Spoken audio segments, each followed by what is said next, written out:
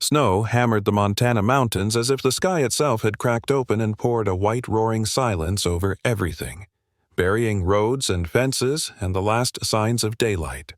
Wind shoved through the pines in long violent sweeps that rattled rooftops and bent branches low enough to scrape against lonely cabins.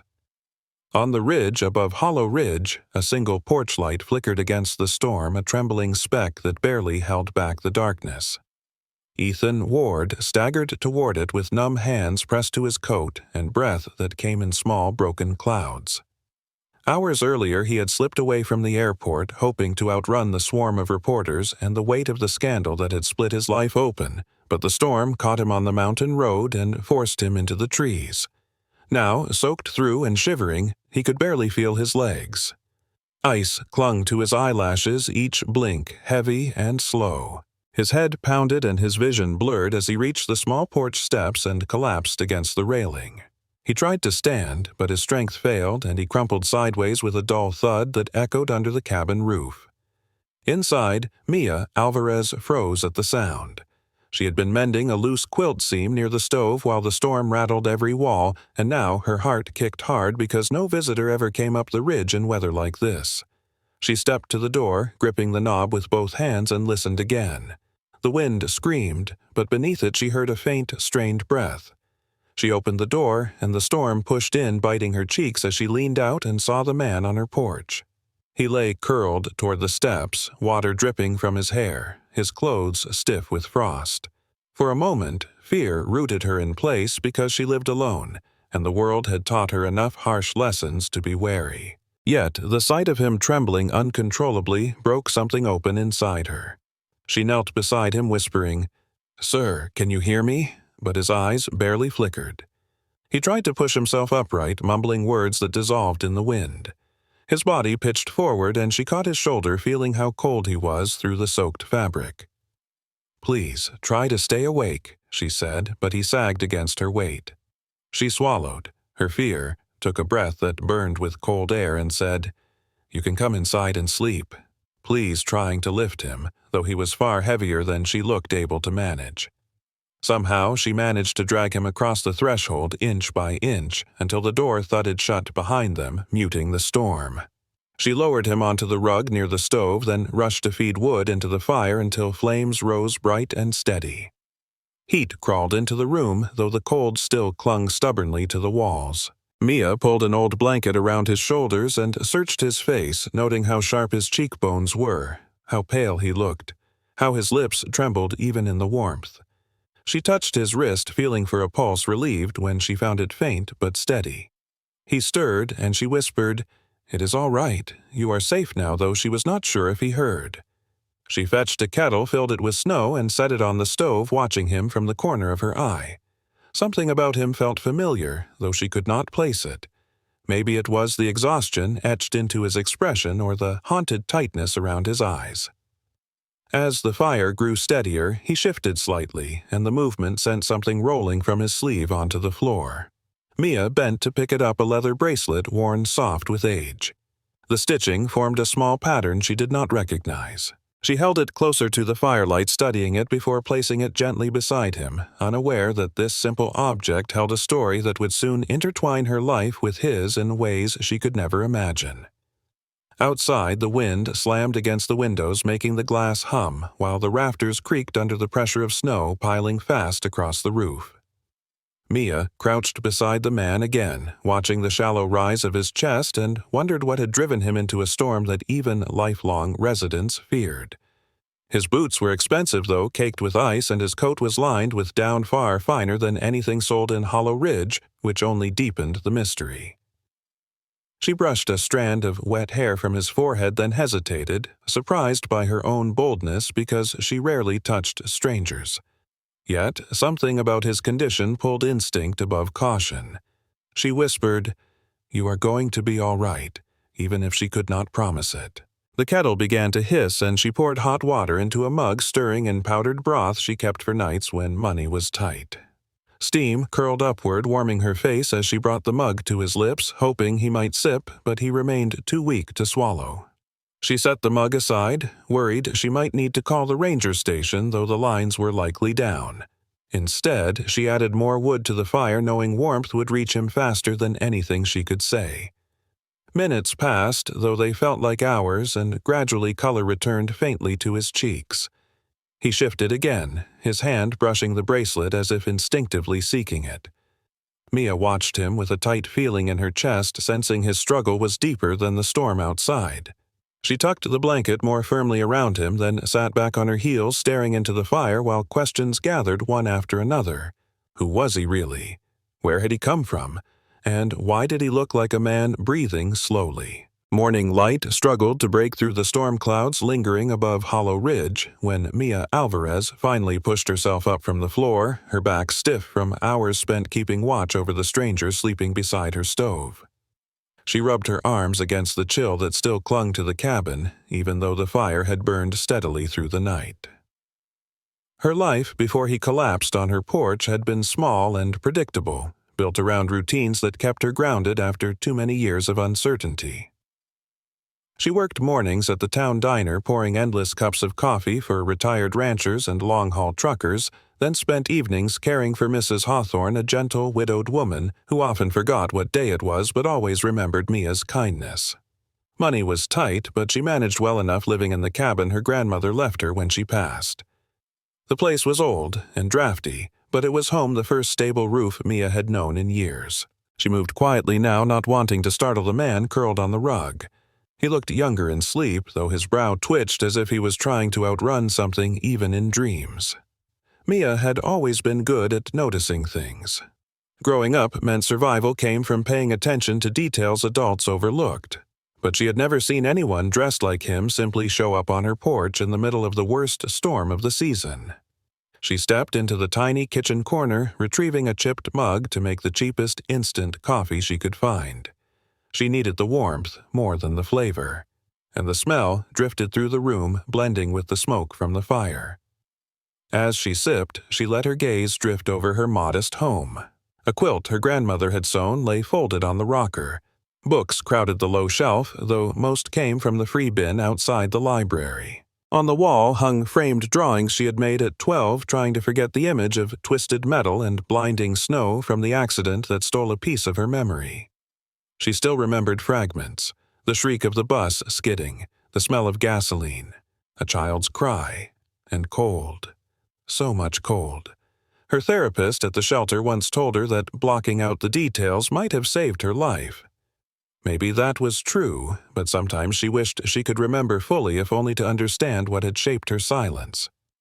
Behind her, the stranger stirred with a faint groan, pulling her attention back to the present. She set her mug down and knelt beside him again. His breathing was steadier, and his skin held a touch more color, but he still looked exhausted. She reached for the wallet she had found in his coat the night before, hoping it might offer some hint about who he was. When she opened it again, the same strange emptiness stared back at her. No cash, no credit cards, no identification. Nothing. She frowned because people in Montana did not wander into blizzards without their ID unless something very unusual had happened. She whispered maybe it was stolen, but the thought did little to ease her worry. If he was running from something dangerous, she had to know. Still, she placed the wallet on the table, not wanting to pry further. A soft groan came from him again, deeper this time, and his eyes fluttered open, wild with panic as if waking into a nightmare. He pushed himself up too fast, and Mia held her palms up, trying to soothe him.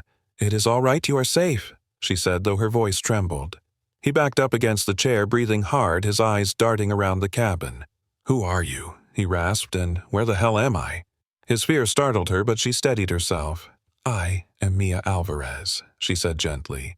"You collapsed on my porch during the storm. I brought you inside. You were freezing and delirious." He blinked at her, the panic in his shoulders slowly shifting into confusion. "Porch," he whispered, as if trying to piece together how he ended up on hers. She nodded. "Yes, and you almost stopped breathing." He ran a hand through his damp hair, wincing as though the motion hurt. For a moment he looked at her with suspicion, sharp and defensive. "Did you touch my things? Did you go through my pockets?" The accusation stung, and Mia felt her spine stiffen, but she forced calm into her voice.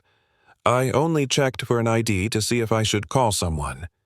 There was nothing. I was just trying to help. He exhaled, shaky guilt flickering across his features. "I am sorry. I did not mean. I just—" He trailed off, closing his eyes as if gathering himself. She could see the fear buried under his guarded tone, not the fear of her, but of something larger. It reminded her of the kids she used to meet at the shelter, those who flinched at shadows even after they were safe.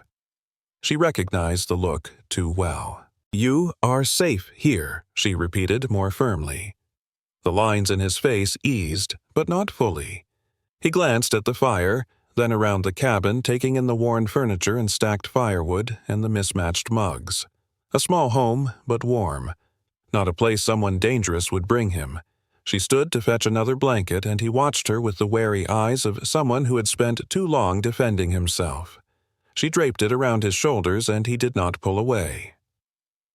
"What is your name?" she asked, hoping to calm him. A long pause followed before he finally said, "Ethan." No last name, no explanation. Mia accepted it. People in trouble rarely volunteered details right away. "All right, Ethan," she said. "You need to rest. Your body is exhausted." He opened his mouth to argue, but a wave of weakness swept through him, making him slump back against the rug. Mia helped ease him down, smoothing the blanket over him. His breathing slowed and his gaze softened, losing some of its edge. She could tell he was fighting to stay awake, perhaps afraid sleep would drag him under again. She touched his arm gently.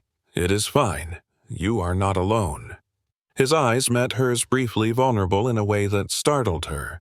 Then they closed, and he slipped back into unconsciousness. Mia sat beside him, letting the fire warm her chilled fingers. She watched as one of his hands slid slightly and brushed against the leather bracelet lying beside him, the one that had fallen earlier. She picked it up again, examining the worn stitching and the faint symbol pressed into the leather, wondering why it felt important. She placed it carefully near him, then settled onto the rocking chair, gripping her coffee mug as the storm howled outside. She did not know who Ethan truly was, where he had come from, or why he looked like a man being chased by shadows, but she knew one thing with certainty. For tonight, at least, she would guard her cabin door, and guard him the way someone once guarded her. Ethan woke to the soft crackle of the fire and the muted light pressing through the frosted windows as if morning had arrived, reluctantly afraid to disturb the fragile quiet inside the cabin.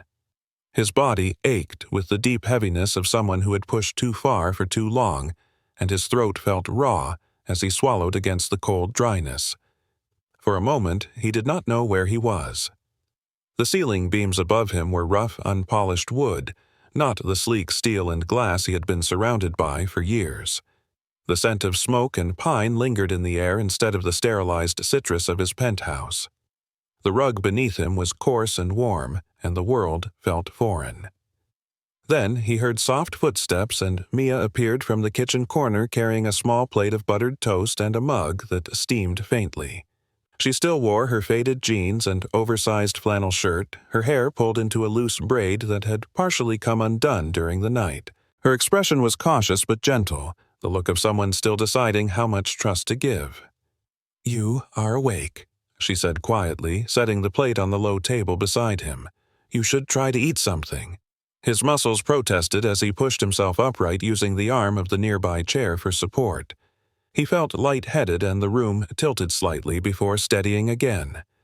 Mia extended a hand, not quite touching him, but close enough in case he needed balance. He ignored the impulse to flinch and nodded a faint thank you. He reached for the toast, though every movement felt heavy. When he bit into it, the taste was simple, almost painfully plain, but grounding in its simplicity. Mia watched him for a moment, then knelt to adjust the blanket around his waist. "You had a fever earlier," she said. "I got it down with damp cloths, but if it comes back I might need to try the ranger station. This storm is bad, though, so I am not sure lines are working again." Ethan set the toast down his throat, tightening. Storm, cabin, stranger. The chaos of the last 24 hours rushed in. Reporters swarming the lobby. Adrian's smug expression during the board vote, the accusation he had never imagined would fall on him, and then the panicked drive through the mountains trying to outrun the noise until the storm swallowed the road. He tensed. Mia noticed. "Do you remember how you got here?" she asked gently. He hesitated, aware that truth had edges he could not reveal, pieces he himself was still trying to understand. "I was caught in the storm," he said, choosing the safest part of the truth.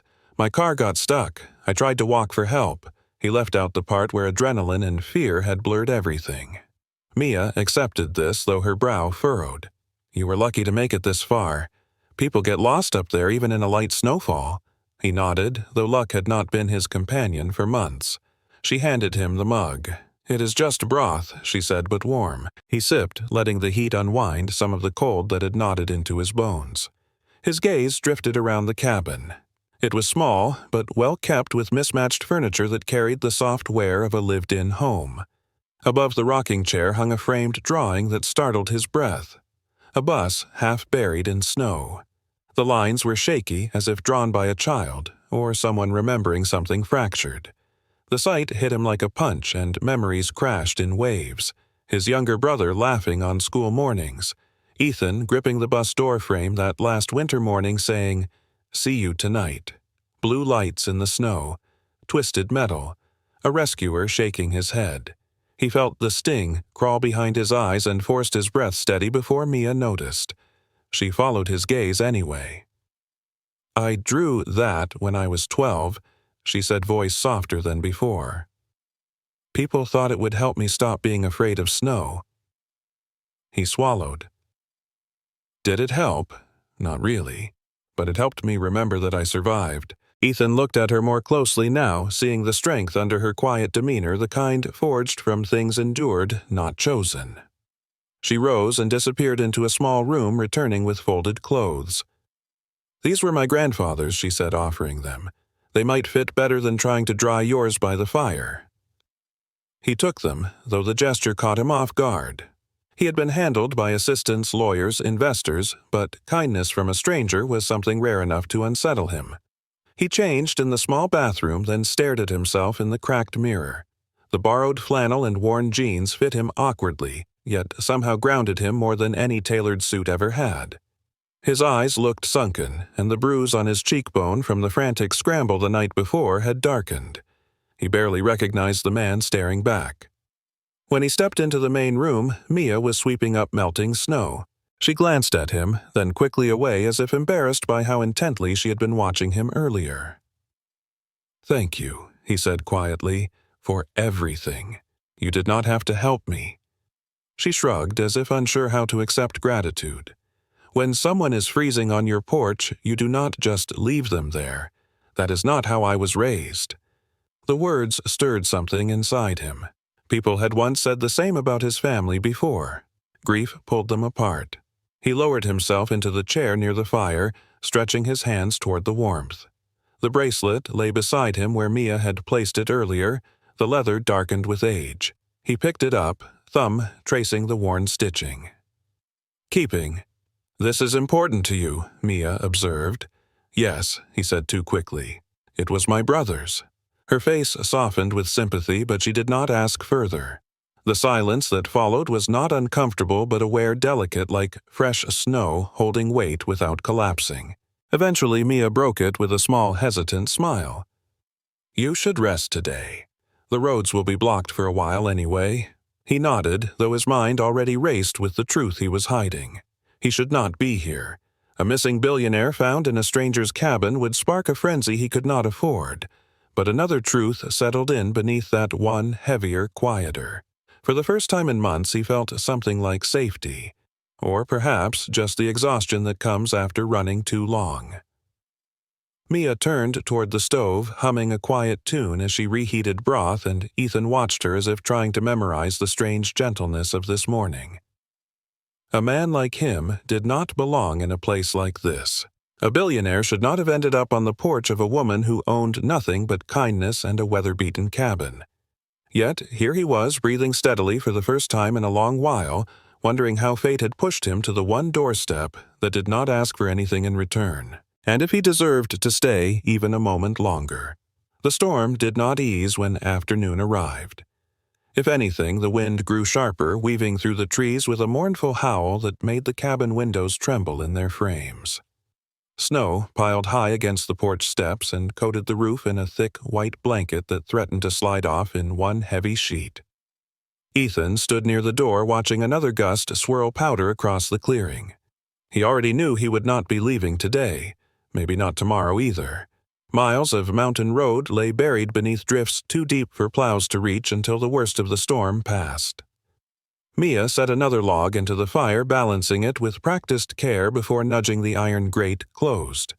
Sparks leapt upward, and the cabin filled with a deeper warmth. She dusted her hands on her jeans, then glanced at him with a mixture of politeness and uncertainty. "You can stay until the road's clear," she said, though she avoided meeting his eyes. "But it might be a while." He nodded, grateful for the shelter, though the weight of hiding his identity pressed harder each moment. Still, he could not bring himself to leave, even if the storm allowed it. Not yet. "I can help around the house," he said quietly. "I do not want to impose." Mia blinked as if she did not expect an offer like that from a stranger, much less from a man who carried himself with the quiet confidence of someone used to being served rather than serving. "Well, the sink leaks," she admitted, "and the back door sticks when it gets cold." Ethan glanced around, assessing the cabin the same way he assessed malfunctioning systems in boardrooms, spotting what others ignored. The fireplace stones needed resealing. The window insulation was thin, the front railing had a crack. Fixable things that made him feel steady. "Maybe show me the sink first," he said. She hesitated, then motioned for him to follow her into the small kitchen. The pipes rattled when she turned the faucet on, releasing a thin stream of water that dripped steadily down to the cabinet below. The sound was soft but persistent enough to drive anyone mad. "I have been using towels," she said with a small, embarrassed shrug. "I cannot afford a plumber right now." Ethan crouched beside the cabinet examining the pipe joints. The sealant had worn away and a coupling was loose. Simple enough. "Do you have any tools?" "Under the stairs," she replied. "A hammer, maybe a wrench." He retrieved them and, to his relief, found a small roll of seal tape. Within minutes he had tightened the joint, wiped the moisture, and secured the fitting. When Mia turned the faucet again, the leak had stopped. She stared as if he had performed a small miracle. "Thank you," she said softly. He gave a faint smile, feeling a warmth unrelated to the fire.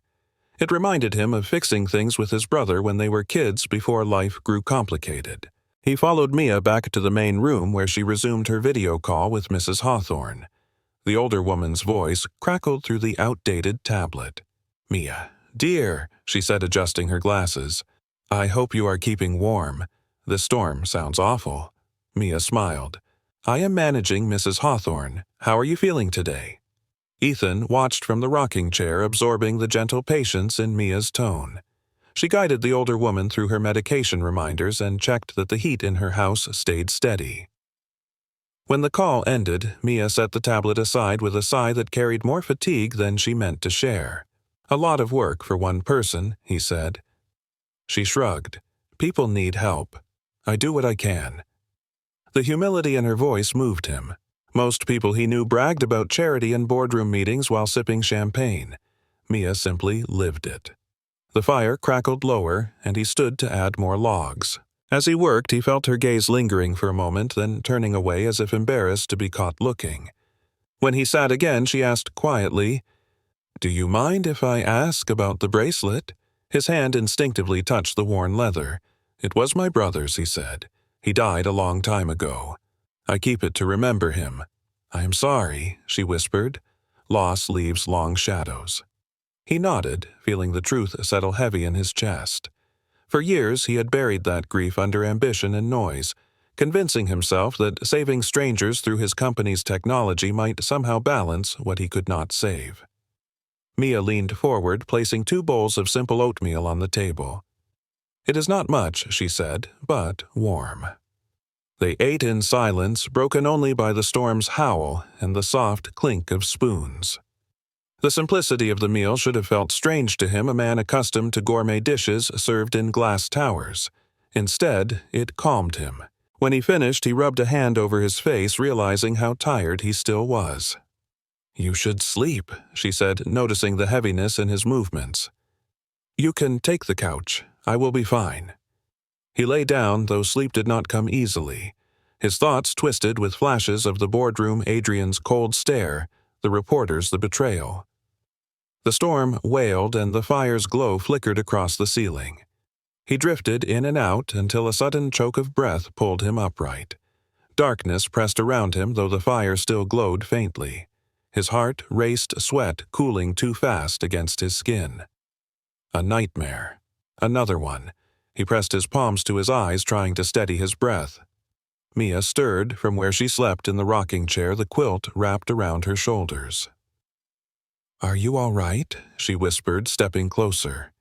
Ethan nodded, though his hands trembled. "It is just a dream.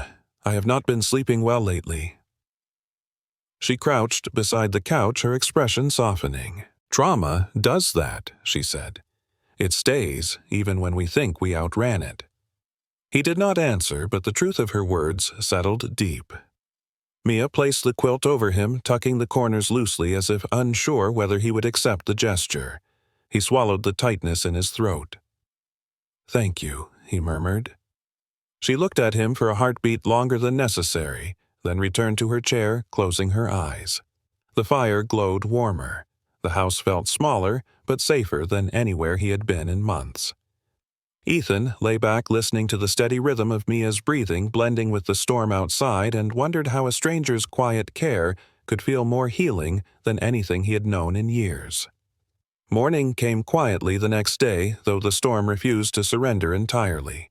The sky remained a heavy sheet of gray, and snow still drifted down in slow, patient flakes that looked harmless until they joined the thick layers burying everything beyond the cabin walls. Ethan woke earlier than Mia this time, sitting up carefully so the couch springs would not creak. His body still ached, but the fever had loosened its grip. The fire had burned low, and he added 2 logs, watching the flames stretch upward with a soft hiss. He needed the steadiness of that small ritual, something predictable in a life that had spun out of his control.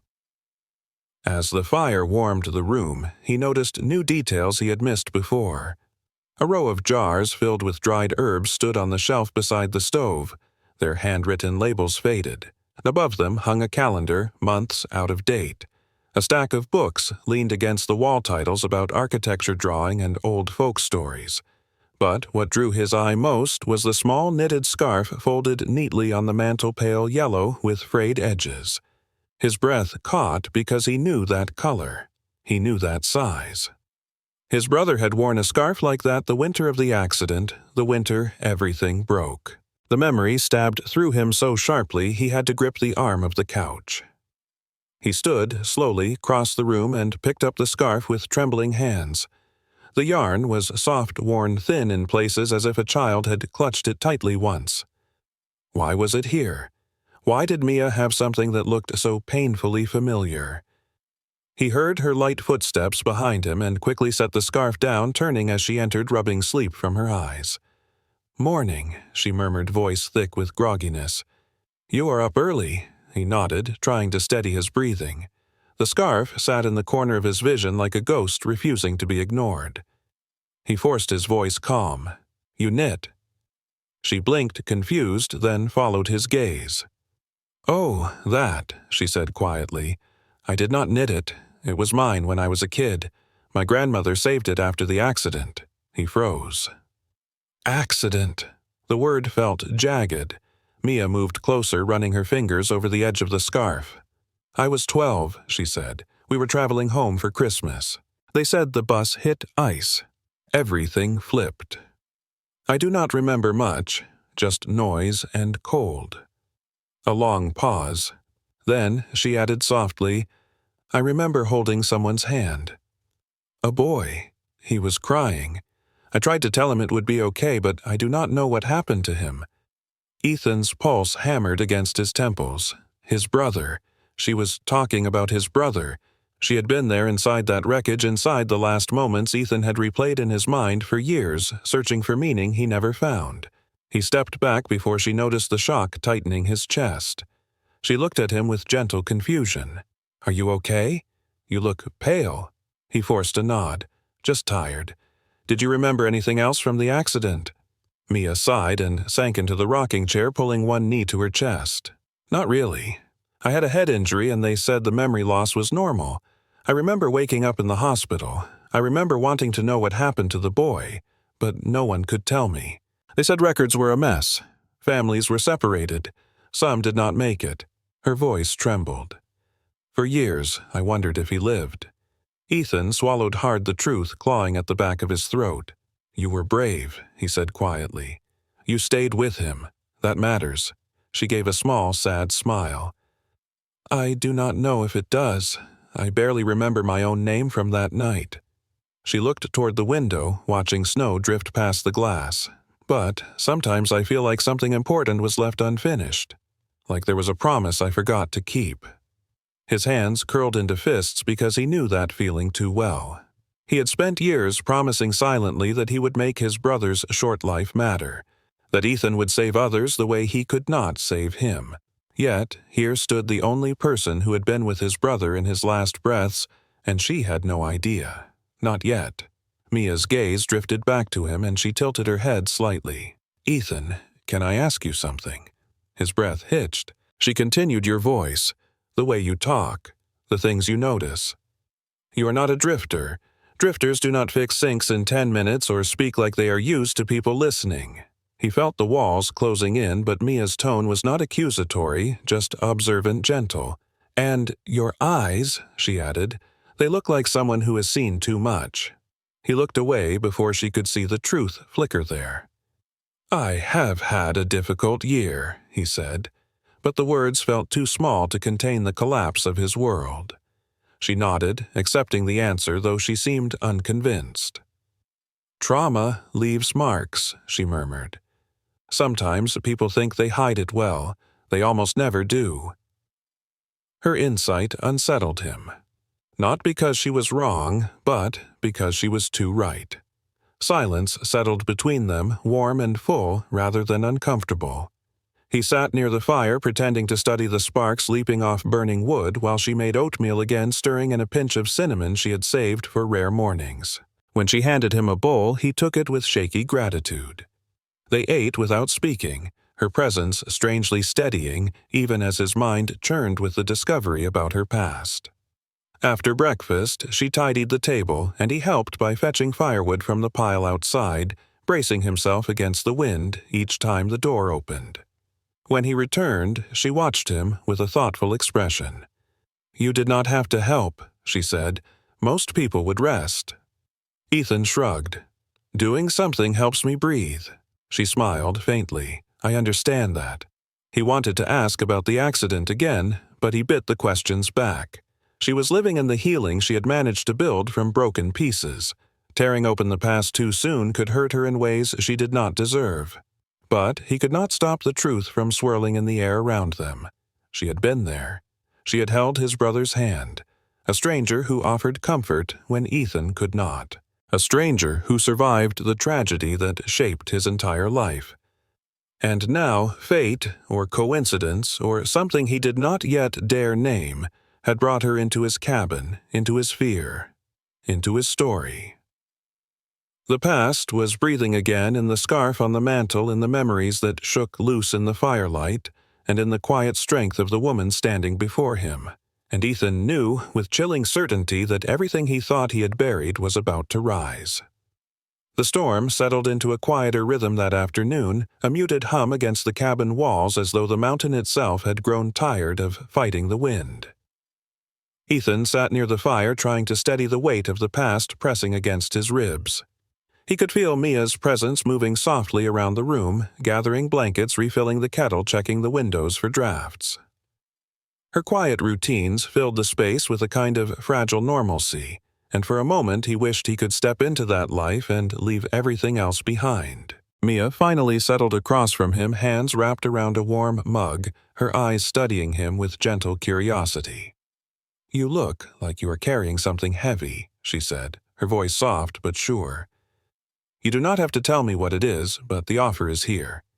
Typically, Ethan kept walls so high no one could reach him, not investors, not board members, not even the people who called themselves friends. But something about the way Mia looked at him without expectation made the confession rise before he could stop it.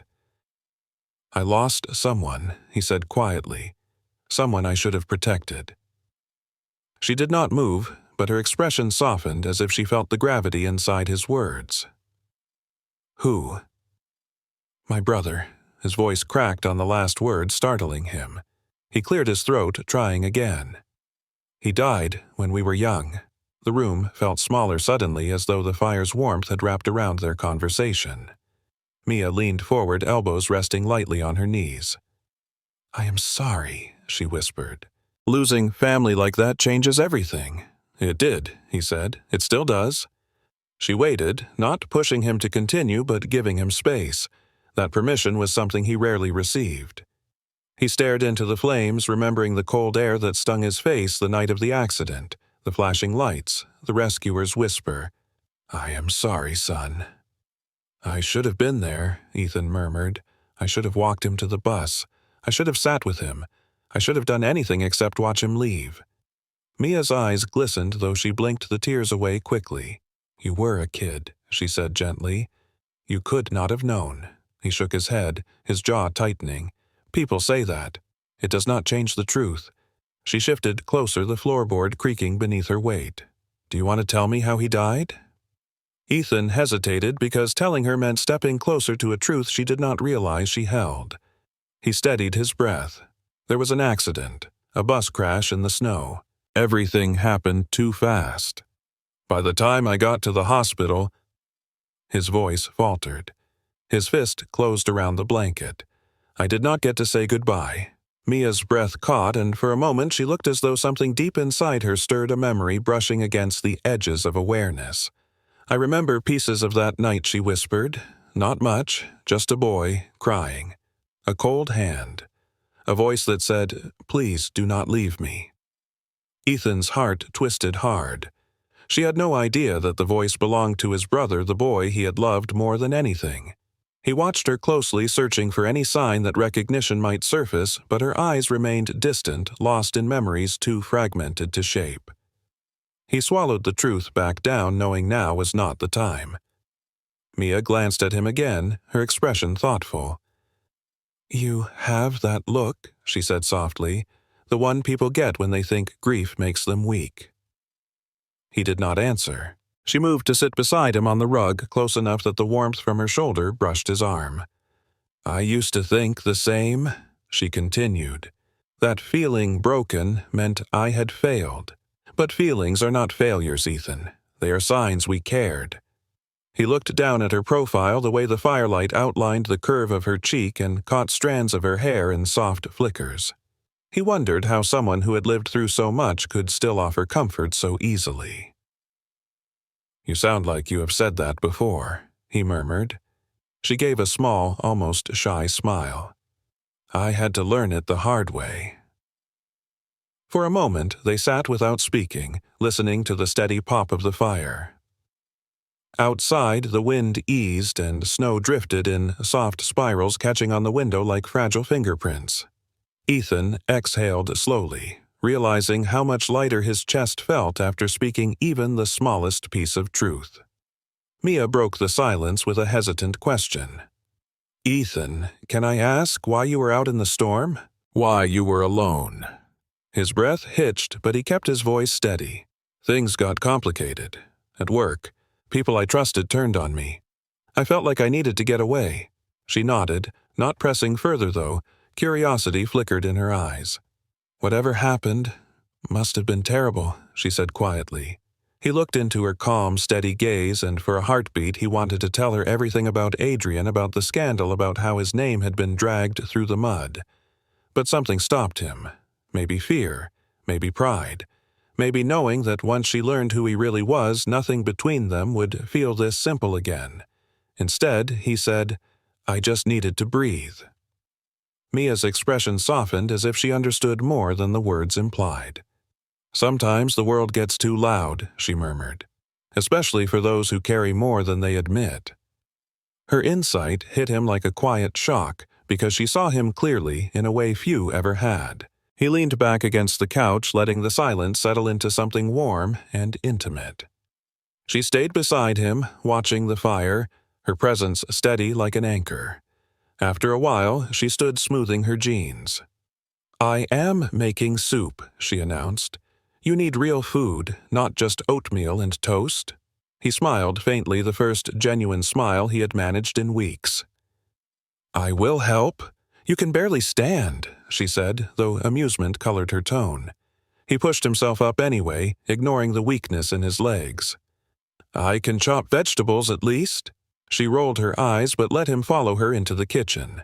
As they moved around each other in the small space, reaching for knives, spices, bowls, something unspoken wove between them. A slow weaving of trust, a quiet recognition that grief recognized grief and kindness recognized need. At one point their hands brushed, reaching for the same carrot, and the moment stretched warm and startling before Mia pulled away, cheeks flushed.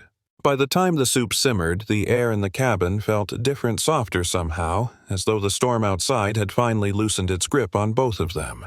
When they sat down to eat, Ethan caught her looking at him with an expression too gentle to be anything except truth. "Thank you for telling me about your brother," she said quietly. "That must have been hard."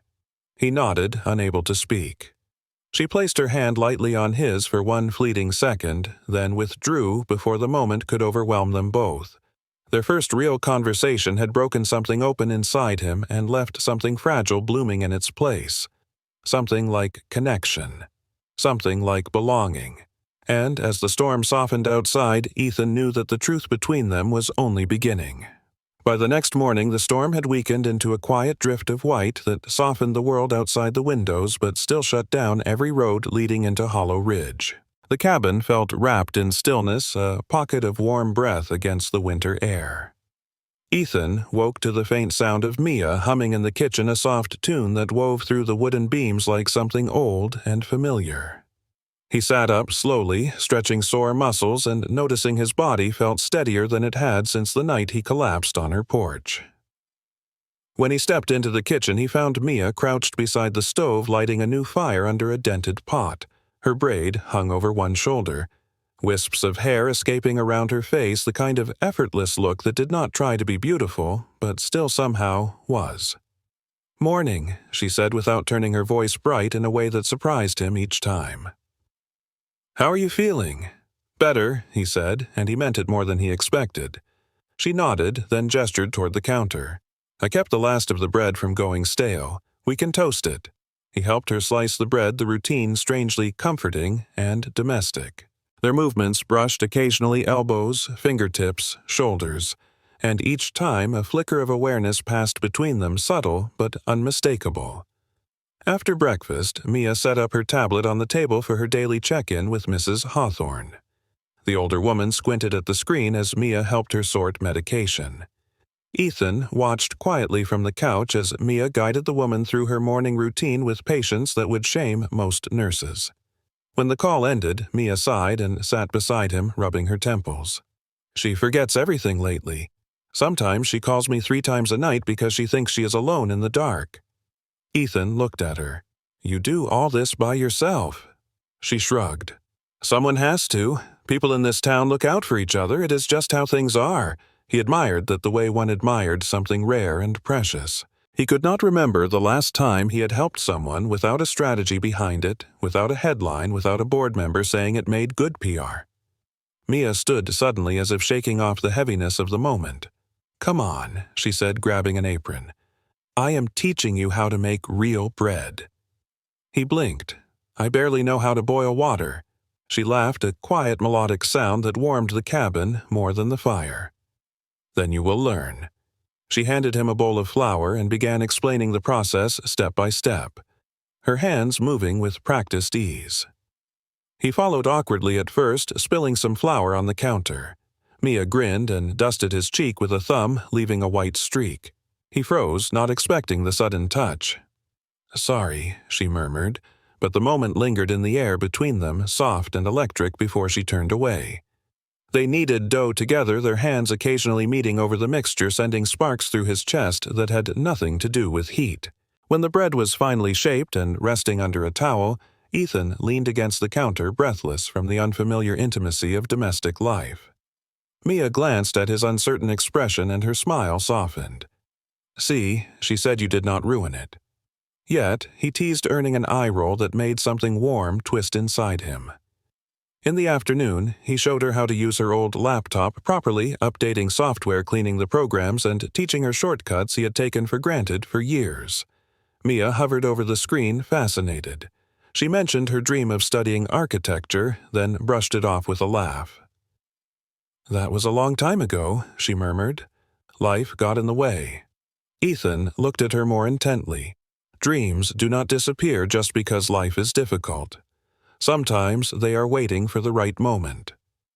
She tucked a strand of hair behind her ear, her cheeks warming under his gaze. Maybe she whispered, but her eyes said she wanted to believe him. As the sun dipped lower behind the mountains, the cold crept back into the cabin. Ethan gathered wood from outside, bracing against the sharp air. When he returned, Mia greeted him with 2 steaming mugs of tea flavored faintly with lemon and something floral. They sat by the fire, sipping quietly, letting the flames move through the silence like a gentle tide. It felt so natural that neither of them spoke for a long time. Eventually, Mia asked softly, "Do you think you will go back soon, to wherever you were before?" He stared into the fire. I should he answered honestly, but he did not say that every time he thought of leaving something in his chest tightened painfully. She lowered her mug and studied his profile. "You do not have to tell me anything you do not want to, Ethan, but I think you are running from something bigger than a storm." He looked at her then, at the flicker of concern warming her eyes. She saw more than he intended to show, and yet her presence made the truth feel less suffocating. Before he could answer, Mia yawned, suddenly covering her mouth. She had barely slept the night before because she kept checking his fever. "You should rest," he said quietly. She shook her head. "I will stay up for a bit. The fire needs tending." Ethan reached out without thinking, brushing her wrist lightly. "I can take care of the fire tonight. You have done enough." Her breath caught at the touch, small but sincere, and she nodded slowly. "All right, but wake me if you need anything." She curled on the couch, pulling the quilt to her chin. Within minutes, her breathing softened into a steady rhythm. Ethan watched her sleep for a moment, feeling an inexplicable sense of peace wash through him. Her presence filled the room with a warmth he had not known he missed. He returned to the rocking chair, letting the quiet surround him. Outside, snow drifted past the windows like falling stars, and the world seemed wrapped in a stillness he had never felt in the noise of his old life. Hours later, Mia stirred in her sleep, and the quilt slipped off her shoulder. Ethan rose instinctively and draped it back over her, careful not to wake her. His hand hovered for a second over her hair before he withdrew. She murmured something in her sleep, soft and unintelligible, but the sound tugged at him deeply. For the first time in months, he did not feel like a man drowning in the consequences of his life. He felt like someone who had stepped into a world quieter and more honest. A world where 2 lives slowly, carefully intertwined not by force, but by presence. And as he sat by the fire watching Mia breathe in peaceful rhythm, he realized he did not want the storm outside to end. Not yet. Not when he had finally found a place where he could breathe. By the 4th morning, the storm clouds finally began to thin, revealing strips of pale sky above the snow-buried pines. The quiet that settled over Hollow Ridge felt strange, almost deceptive, as though the world was holding its breath. Ethan stood near the frosted window, rubbing away a small circle of condensation with his thumb. In the distance, he saw a faint orange glow atop the ridge, the kind that came from emergency crews clearing blocked roads. His pulse tightened. The outside world was returning, and with it, everything he had tried to outrun. Behind him, Mia hummed softly as she cleaned the table, leftover flour dusting her fingertips from yesterday's baking. She moved with a lightness that made the cabin feel alive, warm, safe. He wished he could freeze the moment, but the sharp beeping sound that cut through the quiet shattered any illusion of safety. Mia jumped. Ethan felt his stomach clench. The tablet on the table lit up, vibrating against the wood. Mia hurried over and grabbed it, expecting a call from Mrs. Hawthorne, but instead her eyes widened. It wasn't a call. It was a notification banner from the national news app she kept only for weather alerts. An image splashed across the screen. Ethan froze. It was him. Billionaire Ethan Ward missing for 72 hours. Scandal deepens. Investigators suspect data breach cover-up. Mia stared at the picture, then slowly lifted her gaze to Ethan. Her breath left her in one stunned, broken sound. Her face emptied of color, her pupils shrinking like someone seeing a ghost. She whispered his name as if she did not trust her own voice. Ethan. He closed his eyes for a brief moment, wishing he could undo what she had seen, but when he opened them, she had already taken a step back, another, and then another until her shoulders pressed against the wall. You are him, she breathed. The missing billionaire. The one on every news channel. The one they say lost millions for hospitals. The one they say lied to everyone. He felt the words hit like shards of ice. Mia held the tablet in stiff, shaking hands, scrolling through headlines more frantic every second. Pictures of him at board meetings, stepping out of black cars, shaking hands with senators. Reports he knew too well. Reports he had avoided when he fled into the storm. "Why did you lie to me?" she demanded, her voice cracking. "Why did you say your name was just Ethan? Why did you pretend to be someone else?" He wanted to step toward her, but her eyes flashed with fear and betrayal, and he stopped. "Mia, I did not pretend. I just did not tell you everything." "That is the same thing," she whispered. Her hand trembled. "I let you into my home. I trusted you. And you trusted a stranger," he answered quietly. "Someone who has nothing. No power, no money. Someone you protected without reason." She shook her head, eyes bright with hurt. "Do not turn this on me. You should have told me, even once, even when I asked." He swallowed hard. "I was scared." "Of what?" Her voice fractured, but she refused to look away. "That I would throw you back into the snow. That I would judge you. That I would ask for money. That I would call the news." His throat tightened. "No. Then what, Ethan? Because right now it feels like you are hiding from me. Hiding yourself." He rubbed a hand over his face, dragging in a shaky breath. "I did not want this to touch you," he whispered. "Any of it. The scandal. The accusations. The danger. I wanted this place to stay untouched. I wanted you to stay untouched." She stared at him, but her trembling only grew stronger. "You used my kindness," she whispered. "You let me think you were just someone who needed help. You let me share things I never tell anyone. You listened like you understood me." Her voice cracked again. "And the whole time you were someone else." "That is not true," he said quickly. "I was myself with you more than I have been with anyone in years." Silence hit the cabin, heavy as snow.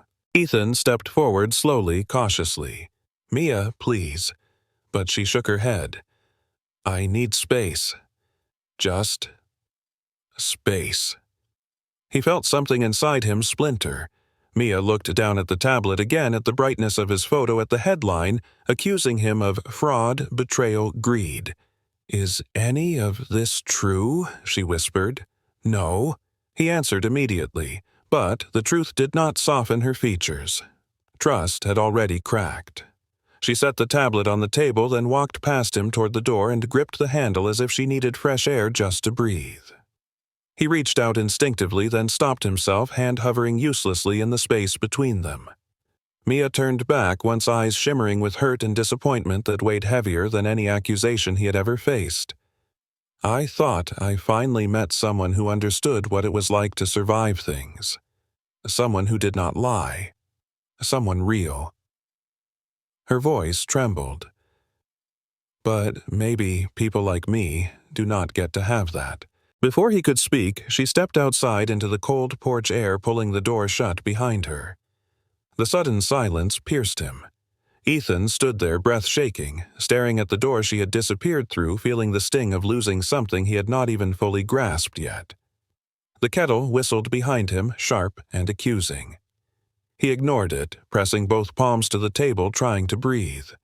He had known from the beginning the world would crash into this cabin eventually. He just never expected it to feel like this. Outside, Mia stood at the porch railing, the wind pulling at her hair, her breath forming small clouds. The mountains stretched endlessly before her, indifferent to the storm of emotions inside her chest. Ethan watched her through the window, wanting to go to her, wanting to say every truth he had not dared speak yet, but he stayed where he was because he knew she needed the space she asked for, and because he feared the final fracture that might come if he pushed too soon. The outside world had finally broken into their fragile sanctuary, and the quiet warmth they had built together now trembled on the edge of collapse. Ethan lowered his head, feeling a hollowness open inside him. He did not know how to fix this. He only knew one thing with absolute certainty. Losing Mia hurt more than any betrayal waiting for him beyond the mountains. The morning after Mia walked out onto the porch, the air inside the cabin felt colder than the snow outside.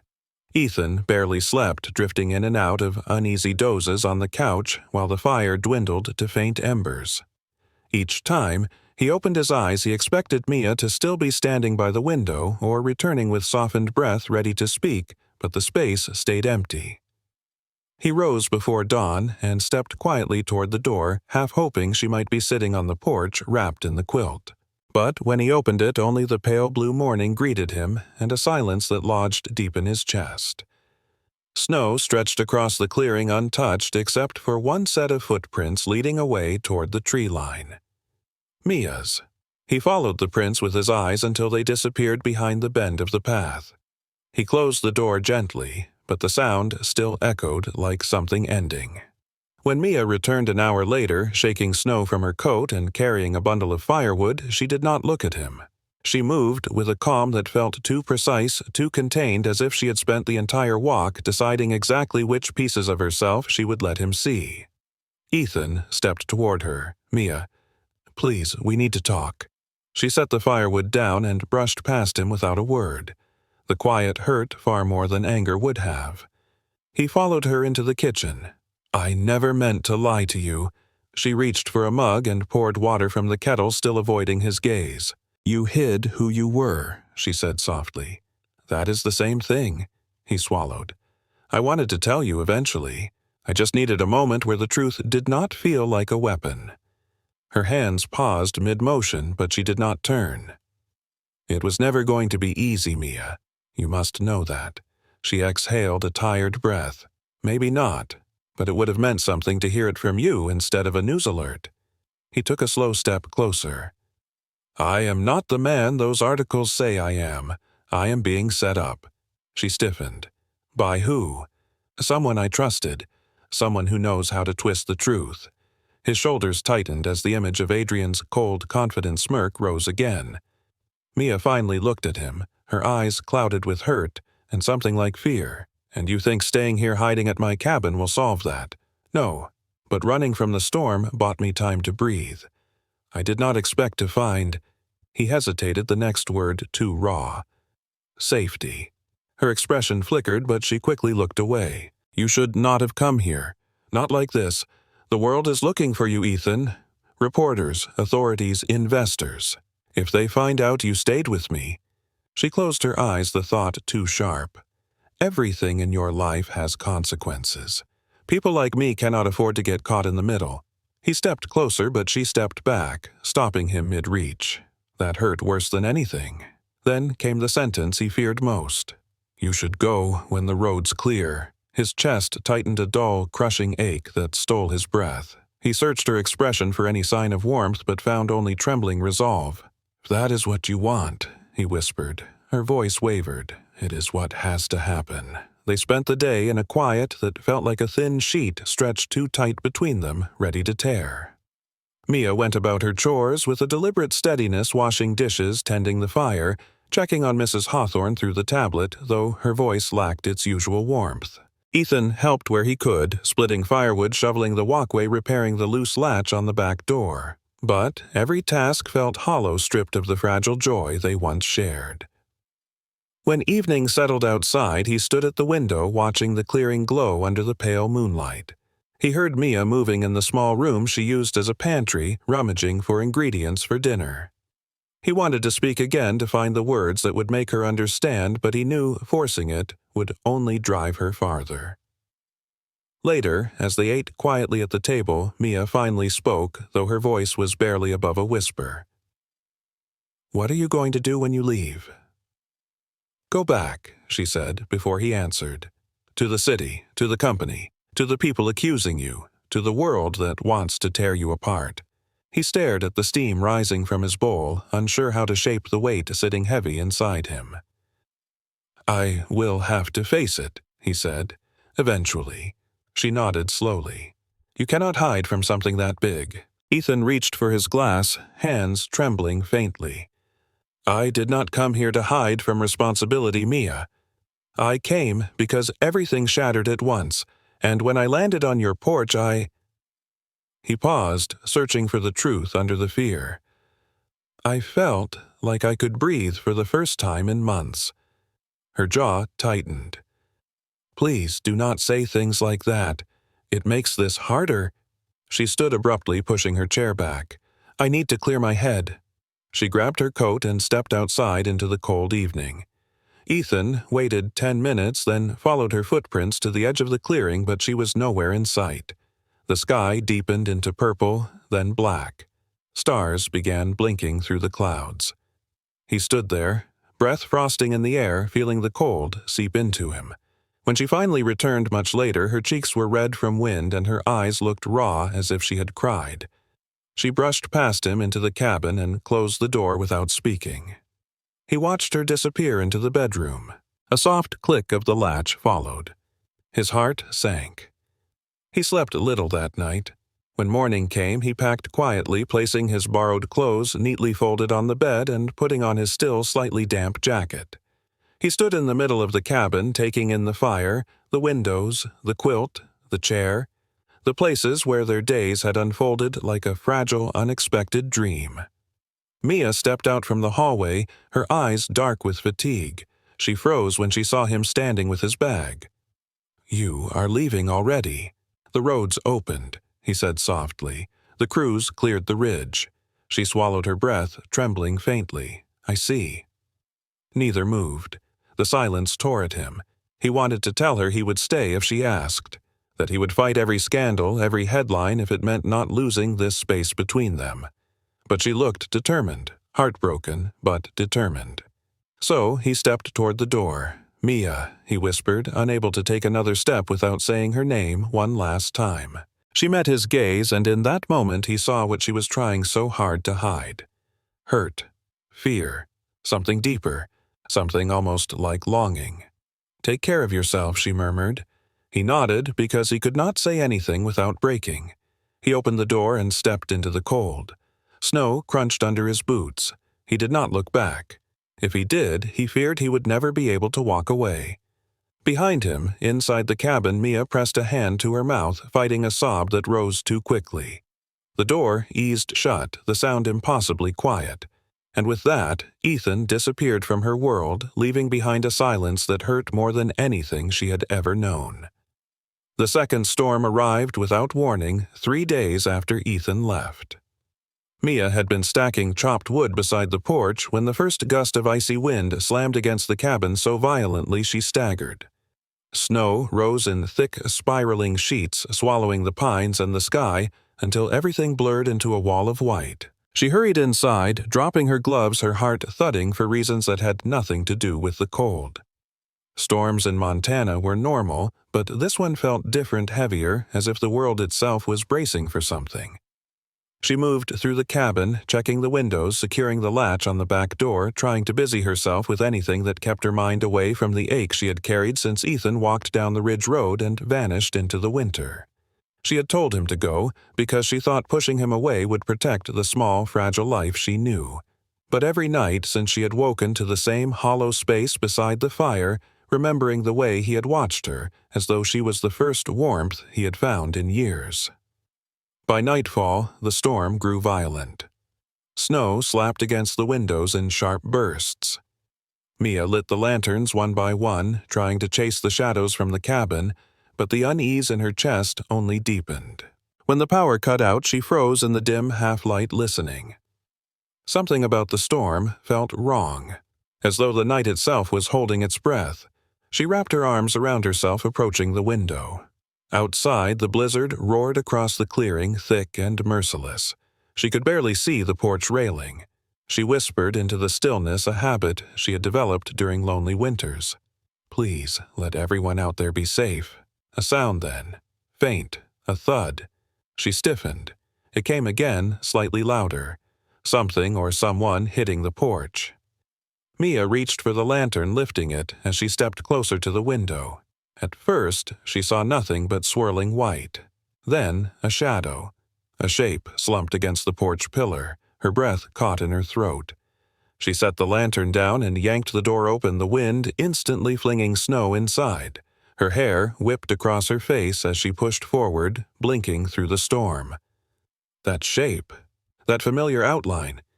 Ethan. He was curled against the porch railing, shaking violently, snow coating his shoulders and hair. For a moment, her mind refused to believe what she was seeing. He should have been miles away in the city dealing with scandals and boardrooms and men who wanted to tear him apart. Not here on her porch, half frozen to death again. Mia dropped to her knees beside him, her breath trembling. "Ethan. Ethan, can you hear me?" His eyes lifted slowly, unfocused, glazed with hypothermia. His lips were pale blue. For a moment, he simply stared at her as though unsure she was real. Then, with a breath that sounded broken, he whispered the words she never thought she would hear again. "I came back." She felt something inside her crack wide open. Ethan leaned forward as though trying to stand, but the cold had stolen the strength from his limbs. He pitched forward, falling against her shoulder. She wrapped her arms around him, struggling to lift him. "Ethan, please stay with me. Not again. Not like this." The snow stung her face as she dragged him across the porch, the wind nearly knocking both of them over. She kicked open the door and pulled him inside, closing it with her foot. Ethan collapsed onto the wooden floor, shivering uncontrollably, his breaths sharp and uneven. Mia dropped beside him, pulling off his soaked jacket, struggling with the frozen zipper. Water pooled around them, snow melting into the floorboards. She ran to grab blankets from the bedroom, throwing them over him. Ethan tried to speak, his voice trembling. "I had to tell you. Not safe out there." She pressed a hand to his cheek, feeling how frighteningly cold he was. "Ethan, listen to me. You need warmth. We will talk later." She helped him to the couch, supporting his weight as he leaned heavily against her. His head fell toward her shoulder, his breath brushing her neck like a fragile apology. She knelt in front of him, rubbing his arms to bring warmth back. "Ethan, why did you come back in a storm like this? You could have died." His lashes fluttered, but he forced his eyes open, meeting hers with an intensity that cut through the cold. "I could not leave things like that. I could not leave you like that." Something in her chest wavered helplessly. He swallowed hard, forcing the words through trembling lips. "I thought leaving would protect you. I thought the distance would make it easier for both of us, but the moment I walked away, everything felt wrong." He shuddered, wrapping one hand weakly around the edge of the blanket. "I kept seeing your face when you found out who I was. I kept hearing the silence in this cabin. It was louder than anything waiting for me in the city." She remembered that silence, too. It had been a constant echo. He leaned forward slightly, his voice cracking. "I came back because I needed you to know the truth. All of it. I needed you to hear it from me. Not from the world, not from headlines, not from the people trying to destroy my life. From me." She felt her breath hitch. Outside, the wind howled, beating against the cabin, but inside, everything felt suddenly still, as if the storm had drawn every distraction away, leaving only the space between them. Ethan's voice softened, barely a whisper. "I stood on the porch for a long time. I did not know if you would open the door. I did not know if you wanted me here. I just knew I had to come back." She looked at him, really looked. His hair matted with melted snow, his cheeks raw, his eyes tired and full of something she could not name. Something vulnerable, something true. She reached for his hand, instinct guiding her before thought. His fingers were ice cold, but they curled weakly around hers. Mia's voice trembled. "Why did you not knock? Why did you just stay out there in the storm?"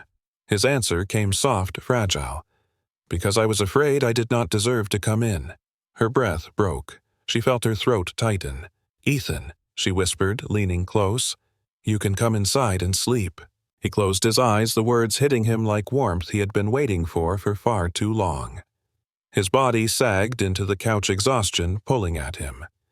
Mia pulled another blanket over him, brushing damp hair from his forehead, her movements gentle, instinctive. His voice faint. "Mia, thank you for opening the door again." She swallowed her tears, tucking the blanket tighter around him as the storm raged beyond the walls. She whispered, almost inaudibly, "I never wanted to close it." Ethan drifted toward sleep breath by breath, settling into the warmth he had nearly lost. And this time she stayed by his side, refusing to let him fall into the cold again. The storm did not let up through the night, but inside the cabin a different kind of stillness settled as the fire crackled low, casting soft, shifting light across Ethan's resting face. Mia sat beside him on the floor, her back leaning lightly against the couch, careful not to disturb him, but unable to step away. Every few minutes she checked his temperature, pressing her fingers to his wrist to feel the rhythm of his pulse. It steadied, slowly returning warmth, inch by inch. She exhaled in quiet relief, though her heart still thudded with a fragile mixture of fear, sorrow, and something deeper she did not yet know how to name. Round dawn, Ethan stirred his breath, catching as though waking from a nightmare. His eyes opened unfocused until they found her silhouette in the dim firelight. "Mia," he whispered, voice rough. She moved closer, resting a gentle hand on his arm. "I am here. You are safe." His eyes softened with exhaustion, but also with something else, a gratitude that tightened her chest. He shifted, struggling to sit up, and she quickly helped him, placing pillows behind his back. For a long moment, neither spoke. The storm outside was a muted roar, the fire inside a soft heartbeat. Then Ethan drew in a trembling breath. "I need to tell you everything now." Mia froze, her fingers tightening around the edge of the blanket. Ethan looked down as if gathering all the parts of himself he had spent years burying. When he finally lifted his gaze, it held a weight that made her breath stutter. "It began with my brother," he said quietly. The words hung between them, fragile as frost. Mia's chest constricted. She waited, unable to speak. Ethan swallowed hard. His name was Caleb. He was 8. He paused, closing his eyes as if the memory still carried a pain that burned through time. He was bright, loud, stubborn. He continued, voice breaking on the last word. He loved snowstorms more than anything. Always begged to ride the winter bus route through the mountains. Mia felt a sudden flicker in her memory, a vague echo she had tried to understand for years. A small voice crying in the cold. A tiny hand gripping hers. She held her breath. "One day, we took the bus home," he said softly. "I was 14. He wanted to sit by the window to watch the snow. There was ice on the road. The cliffside was unstable. I told him to move. He did not listen. I yelled. The last thing I said to him was too harsh. His voice cracked completely. The bus slid. Everything went white." Mia's hand rose instinctively to her heart. The ache inside her pulsed. She saw flashes, memories long buried rising through the fog. Cold. Screams. Metal twisting, a hand in hers. Ethan's voice trembled. "When I woke up, Caleb was gone. They told me he did not make it, and I ran to the wreck. I needed to see him, needed to find him. They stopped me, but I saw his scarf in the snow, the yellow one." Mia's breath trembled. Ethan opened his hand slowly, revealing the worn leather bracelet stained by time and weather. This was his he said. "I wear it because I swore I would never forget him, and because I never forgave myself for letting go of his hand." Mia's vision blurred. Her throat tightened painfully. He looked at her then, with an expression so raw it almost undid her. "When I saw your sketch of the overturned bus," he whispered, "I felt like the world tilted. Like someone had reached inside me and touched the one wound I never let heal. She blinked, tears threatening. She had drawn that scene for years, never understanding why it haunted her, only knowing it lived somewhere deep inside her memory. Ethan swallowed again. Then I saw the yellow scarf in your chest. The exact same one Caleb used to wear. Another tremor passed through her chest, a memory forming more clearly. The scarf and the cold. Boy crying, she whispered faintly. I always wondered where that scarf came from. I found it outside one winter when I was a kid. I thought maybe I picked it up by instinct. Ethan shook his head slowly, eyes brimming. No. You did not just find it. You held it. You held him. Mia's breath broke on a soft, wounded sound, her memory unlocked fully in one sharp flood. I remember, she whispered, voice trembling.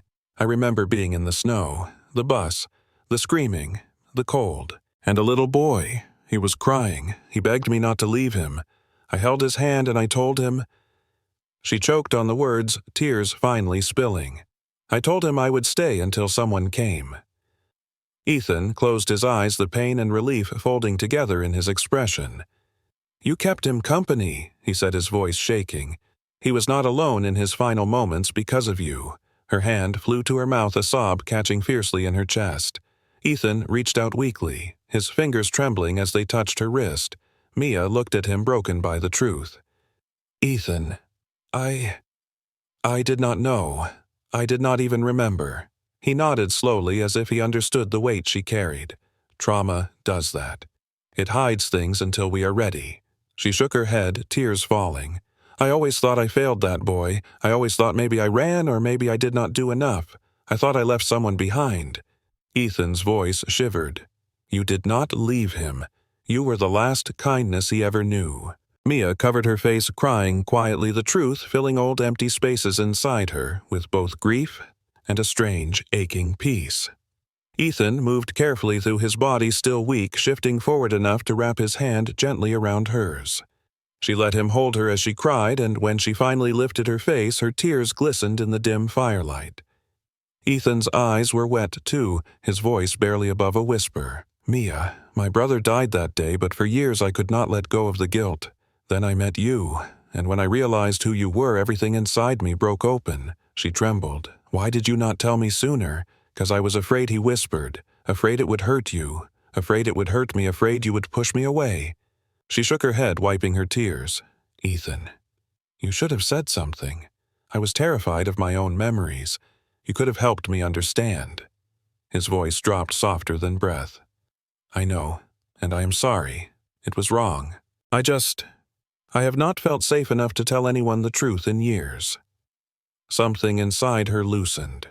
Not forgiveness yet, but understanding. Mia reached for his hand again, intertwining their fingers gently. We both have been carrying ghosts, she whispered. Maybe we do not have to anymore. Ethan inhaled slowly, his eyes meeting hers with a raw, fragile hope. Mia took a shuddering breath, the truth settling somewhere deep and steady. You came back to tell me this, in a storm, half frozen. Why? Ethan's answer held no hesitation. Because the past broke us both, but the truth might save us. She closed her eyes, tears falling silently, and for the first time she leaned forward, resting her forehead against his. Snow beat against the cabin, the wind howled, but inside something finally softened. Something long closed, now opening. They stayed like that, breathing the same slow, trembling breaths, letting their tears fall, letting the past settle between them, not as a wound, but as a truth finally spoken. For the first time, neither of them felt alone in it. The storm finally weakened by late morning, leaving behind a world buried under white silence. But inside the cabin, the air felt changed, warmer, anchored by the truth that had finally been spoken. Mia brewed tea for both of them, her hands still trembling faintly from the emotional weight of the night. Ethan sat upright now, pale but steadier, wrapped in a blanket as he watched her move with quiet focus.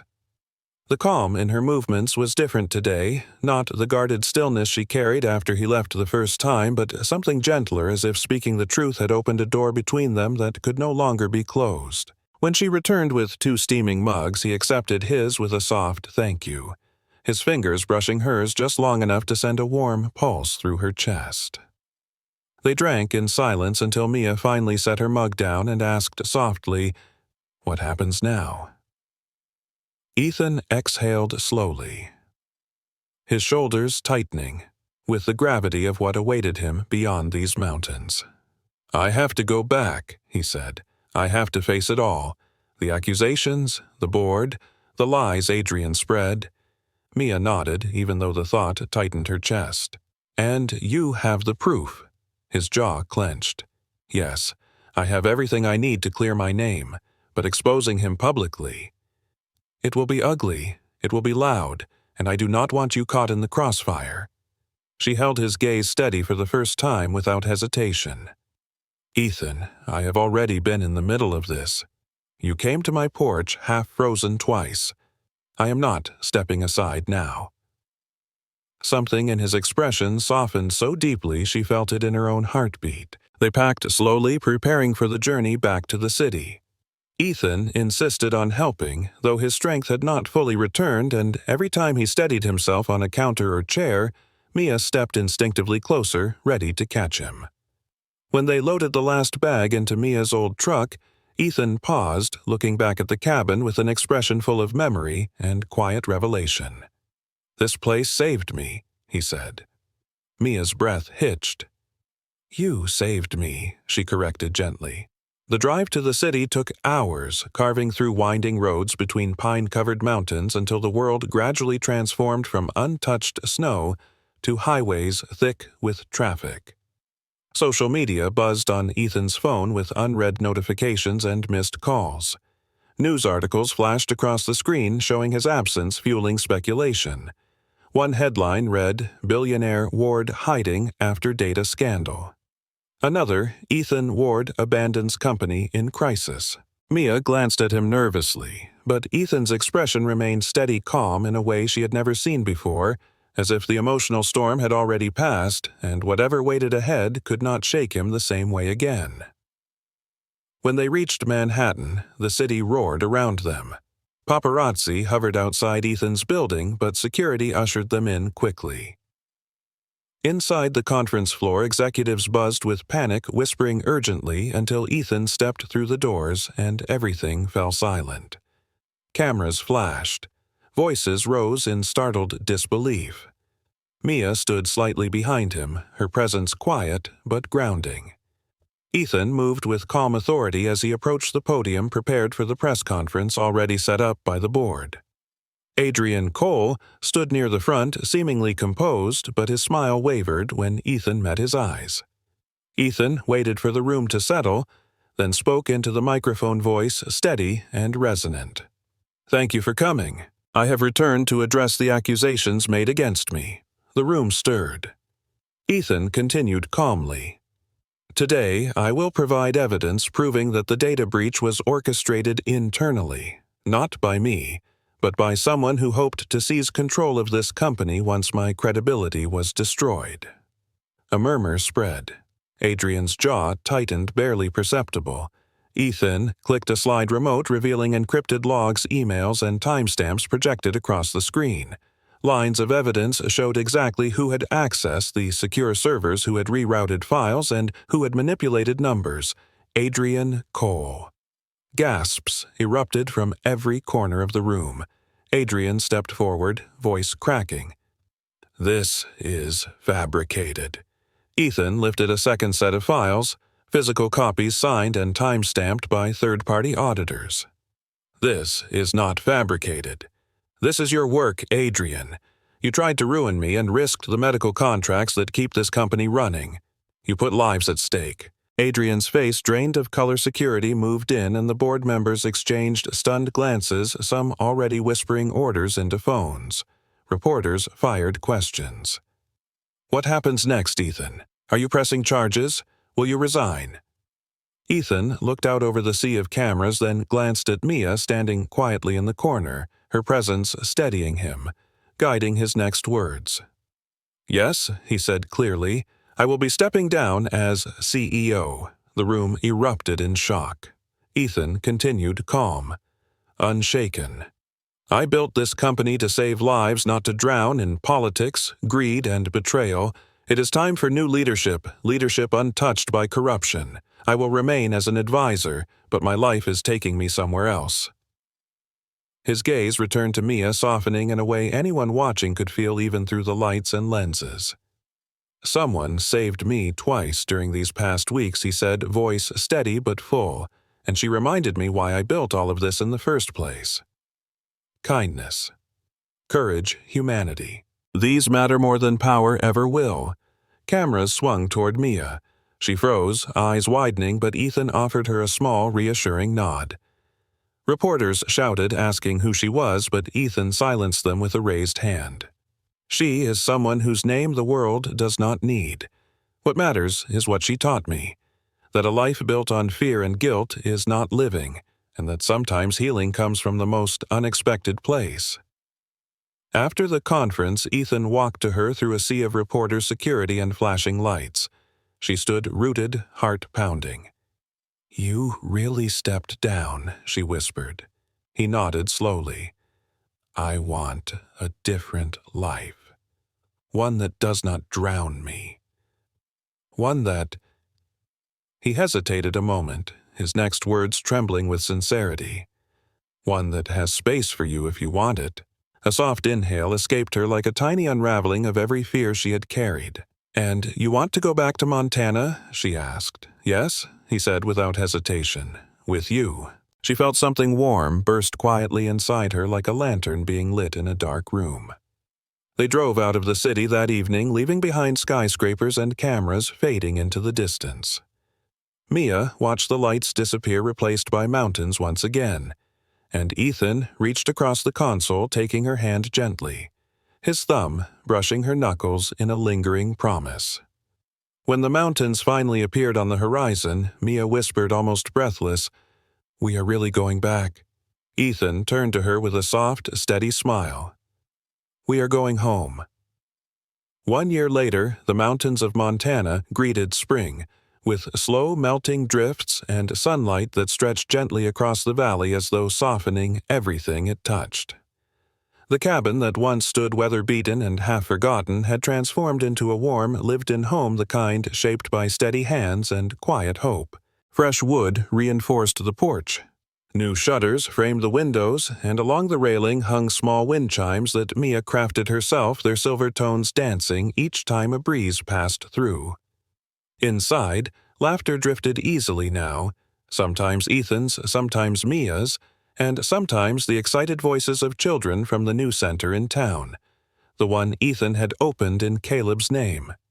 They visited often, bringing drawings, cookies, stories about school filling the once lonely cabin with life. Mia stepped onto the porch that morning, her sketchbook tucked under her arm, the sunlight warming her shoulders. She wore a faded yellow scarf she had knitted herself, inspired by the one she once found in the snow, a symbol that now felt less painful and more like a thread connecting past to present. Ethan followed moments later, carrying 2 mugs of coffee steam curling into the cool morning air. He set them down on the small table beside the rocking chairs before joining her at the railing, slipping an arm around her waist. "Morning," he murmured, brushing his cheek against her hair. She leaned into him, instinctively resting her head against his shoulder. "Morning." They stood in a comfortable silence for a while, listening to the creek below and the wind traveling through the pines. A year ago, Ethan had collapsed on this very porch, fighting for breath and warmth and hope. A year ago, Mia had opened the door not just to a stranger, but unknowingly to the life waiting for her beyond her grief and memories. Now the porch felt like the heart of everything. Ethan kissed the top of her head, then looked out toward the valley. "The center is nearly finished," he said, voice filled with quiet pride. "The kids will love the new classrooms." Mia smiled softly. "They will. You built something beautiful, Ethan." He turned to her, expression tender. "We built it." She felt a small flutter of warmth in her chest, remembering the way he had insisted she join the design team, how he had encouraged her to apply for the architectural scholarship, and how proudly he watched her receive it. She still took online classes, but in 3 months she would begin in-person courses in Bozeman, something she never imagined possible before Ethan crashed into her porch one winter night.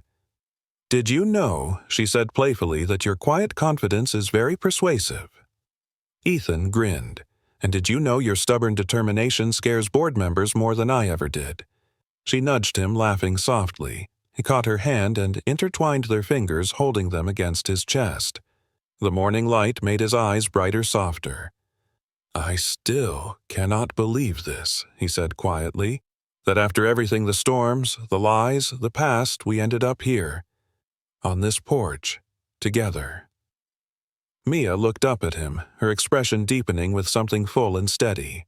"I think this porch was always waiting for you, for us." Ethan's breath caught at the truth in her voice. He reached into his pocket and pulled out something small and familiar. The leather bracelet, worn and faded, still bearing faint marks of Caleb's initials.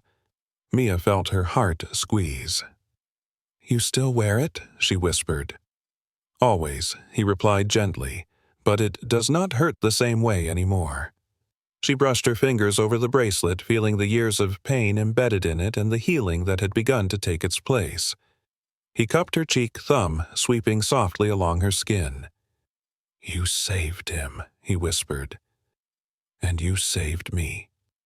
She closed her eyes, absorbing the warmth of his words, letting them settle in the place that once held only fear and guilt. When she opened them again, Ethan's expression shifted into something solemn, tender, almost reverent.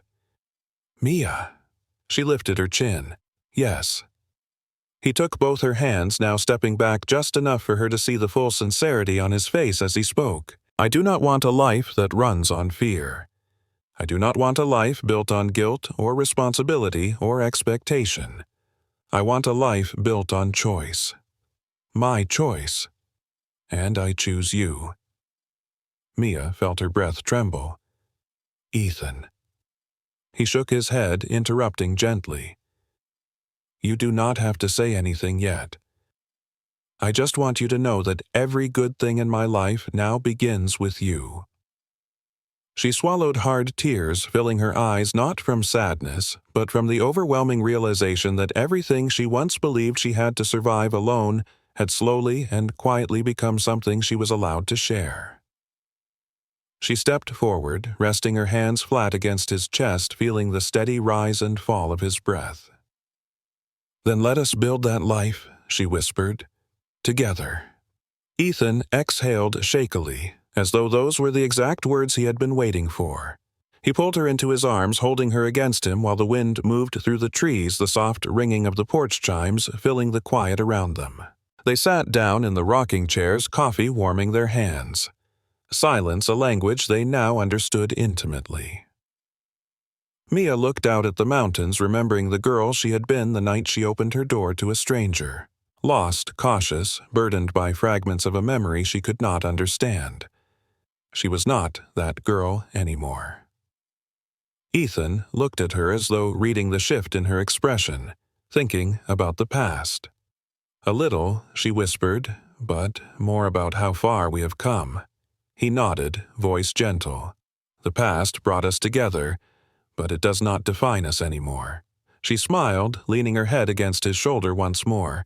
When the sun finally rose, fully casting gold across the porch, the world felt open, not heavy, not haunted, simply waiting. Ethan took her hand, lifting it to his lips. "Mia." "Yes." He whispered words soft enough to blend with the breeze. "Thank you for opening the door that night." She looked at him and felt tears gather again, but this time from a place of peace rather than pain. "You were always meant to come inside, Ethan." And he did. Not just into the cabin, not just into her life, but into the quiet, steady place she had kept closed for years. They stayed on the porch long after the sun climbed high, listening to the wind chimes echo across the valley, the symbol of a future chosen not from fear, not from obligation, but from love that had weathered every storm and still held steady. And at their feet, resting gently against the wooden boards, lay the leather bracelet warm in the sunlight, a reminder of the past that had finally found its peace. If you are still here, reading this right now, then maybe this story touched something inside you the same way it touched me while writing it.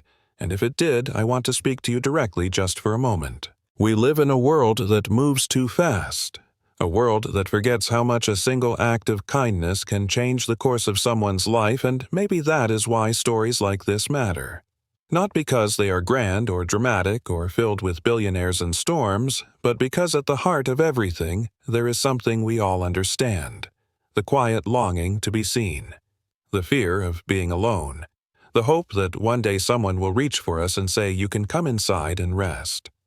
If Ethan and Mia's journey meant something to you, if their healing, their pain, their courage, or even their porch in the storm made your heart tighten just a little, then I want to ask you for a small favor. Leave a comment below telling me where in the world you are watching from right now. Because every time I see those messages from all over the United States, from Canada, the UK, the Philippines, Australia, South Africa, India, and so many more places, it reminds me exactly why I keep creating these stories. And if you felt connected to Ethan and Mia, tell me which moment hit you the hardest. Was it when she opened the door to a stranger? When he returned half frozen just to tell her the truth? When their shared past finally came to light? Or was it the quiet, simple moment on the porch when they chose each other without fear? Your voice matters more than you know. And if you want to help this story reach someone who might need it today, maybe someone who feels alone or stuck or weighed down by the past, consider tapping the like button or sharing the video with someone you care about. You might be surprised how far a simple tap can carry a message of hope. And if you would like more stories like this, emotional stories about healing, second chances, kindness, and the kind of love that does not demand perfection but grows through broken places, then make sure you subscribe so you never miss what comes next. I promise you this: every story I write for you will carry heart, will carry meaning, will remind you that even on the coldest nights, someone somewhere is meant to show up at your door and say you are not alone anymore. If you want a little extra reflection, here is my question for you today, and I truly hope you answer it in the comments. Have you ever opened your door, even metaphorically, for someone who needed you at exactly the right moment, and did that moment change you? Or maybe you were the one standing in the storm, waiting for someone to open the door. You are welcome to share only if you feel comfortable, but I rate every story, every memory, every whisper of real life you leave behind, and I carry them with me into the next story. Thank you for spending your time with Ethan and Mia. Thank you for letting this world unfold in your imagination. Thank you for believing in the power of forgiveness, of truth, of choosing love even after the storms. Wherever you are, I hope tonight is gentle. I hope you find warmth. I hope you remember that kindness changes everything, and that one open door can rewrite an entire life. Until our next story, I will be waiting for you on the porch.